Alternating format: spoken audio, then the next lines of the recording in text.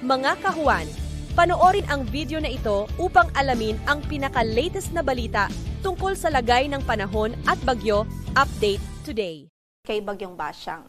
Bahagyang bumilis ang kanyang pagkilos at huling nakita ang sentro nito sa layong 895 km silangan huyan ng northeastern Mindanao. Taglay pa rin ang lakas ng hangin na umaabot sa 55 km per hour near the center at gustiness na 70 km per hour. Ang kanyang direksyon pa kanluran, timog kanluran sa bilis na 20 km per hour. As early as now ay nagdudulot na yan ng mga pag-ulan sa malaking bahagi ng Mindanao at sa Central at Eastern Visayas. At sa mga susunod na oras, inaasahan nating magdudulot na rin huyan ng malalakas na pag-ulan sa ilang bahagi nga po ng Mindanao at ng Visayas. Pero in terms of diametro o yung lakas po ng hangin, yung mga pagbugso ng hangin, hindi pa naman po hagip ang landmass po natin nitong bagyong si Basyang. Pero as early as now ay nagtaas na rin ho tayo ng signal sa isang probinsya sa Mindanao bilang preparation o para makapag-prepare po tayo sa paparating ho na bagyo. Maya-maya po ay i-discuss po natin yung signal nitong bagyo. Maliban po dito kay Bagyong Basyang ay meron pa rin po tayong northeast monsoon o amihan na nakakaapekto sa Luzon at nagdudulot po ito ng maulap na papawurin at mga pag-ulan pa rin dito sa Cagayan Valley region at sa mga lalawigan ng Apayao, Kalinga, Mountain Province at maging sa Ifugao kasama na ang Aurora Province. Maliban sa mga pag-ulan, of course, nariyan pa rin yung cooler temperatures o malamig na panahon lalong-lalo na sa gabi, madaling araw hanggang early morning. So asahan pa rin natin yan dahil sa epekto pa rin ng amihan. Samantala sa base po sa track na ipitalabas po ng Pag-asa. As of 5 a.m. bulletin natin, makikita po natin na sa araw na ito ay medyo pabulusok pa siya o generally pababa pa yung kanyang track apas po west-southwestward.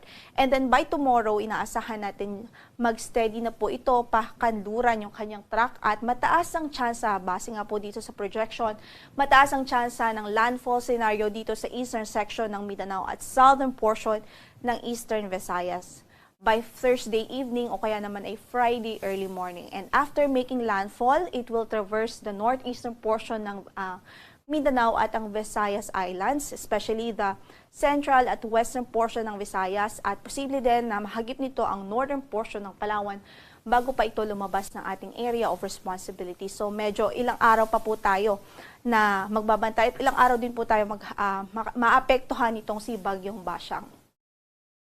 At ang tinutukoy pa lamang ho natin ito ay ang sentro o yung kanyang track ng sentro niya. Wala pa po yan yung diametro. So kailangan po natin alalahanin na yung diametro ng bagyo, posible pa yung lumaki at mag-expand pa sa mga susunod na oras at araw. Ibig sabihin, mahalaga po na mag-focus po tayo sa signal o tropical cyclone wind signal na itataas sa inyong lugar upang makita po natin yung possible na severity ng impact nitong bagyong si Basyang sa inyong mga lugar. Samantala, signal number 1 ay nakataas na po ngayon sa Surigao del Sur. Ibig sabihin, possible na po yung 39 to 61 kilometers per hour na lakas po ng hangin in the next or within the next 36 hours. So meron pa po tayong enough lead time para po tayo ay patuloy na makapaghanda sa paparating na bagyo. At asahan natin sa mga susunod na oras at susunod na bulletin po natin ay magdadagdag pa tayo ng mga lugar kung saan ay nakataas ang tropical cyclone wind signal. Samantala, dahil naman sa northeast monsoon ay posible pa rin ang pamisang-misang pag-usupo ng hangin dito sa malaking bahagi ng Luzon, sa Visayas, Dinagat Islands, Caraga, Davao Region, Zamboanga Peninsula, Camiguin, Misamis Oriental at maging sa Lanao del Norte. By tomorrow, most of Luzon, Visayas, Caraga, Davao Region, Northern Mindanao, Zamboanga Peninsula, Basilan maging sa Tawi-Tawi. At by Friday, possible pa rin yung gusty winds even if walang mga signal o tropical cyclone wind signal sa mga lugar na ito, posible yung gusty winds dahil sa northeast monsoon. Dito po sa Batanes, Babuyan Islands, northern portion ng mainland Cagayan, Ilocos Norte, Central Luzon, Metro Manila, Calabarzon, Mimaropa, Bicol Region, Visayas, and most of Mindanao.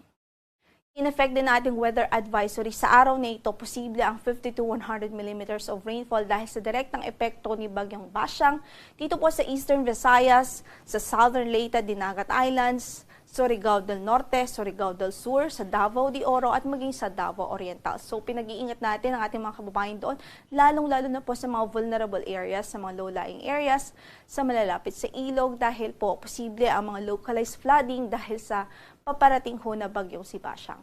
And by tomorrow, dumagdag pa po yung mga lugar kung saan ay makakaranas ng malalakas na pag-ulan. So kung makikita nga po natin, 100 to 200 millimeters of rainfall ang posibleng ma-experience by tomorrow sa Dinagat Islands, Surigao del Norte, maging dito po sa Surigao del Sur.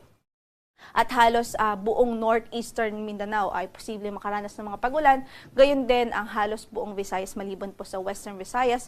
Pero posible din doon ng mga light to moderate rains. So asahan natin medyo malawak o widespread ang epekto ni Basyang in terms of mga pag-ulan. So patuloy tayong maghanda at kailangan po hindi po tayo maging kampante. Samantala, by Friday, asahan pa rin natin ang 100 to 200 millimeters of rainfall dito sa Eastern Samar, sa Southern Leyte, Dinagat Islands, Surigao del Norte, Agusan del Norte, maging sa Surigao del Sur, at sa halos natitirang bahagi pa ng Visayas, at sa halos buong Northern Mindanao at northeastern portion ng Mindanao.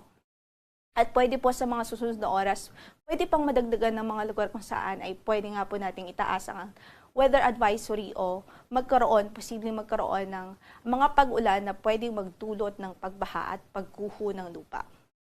At sa kasalukuyan din, nakataas ang ating gale warning ngayon sa northern seaboard, northern and eastern coast ng northern Samar, maging sa eastern Samar. So, ibig sabihin po niyan, hanggat maaari, hindi natin pinapayagan dyan o hindi natin nare-rekomenda na pumalaot ang maliliit na sasakyang pandagat dahil magiging maalon hanggang sa napakaalon ng kondisyon ng karagatan doon.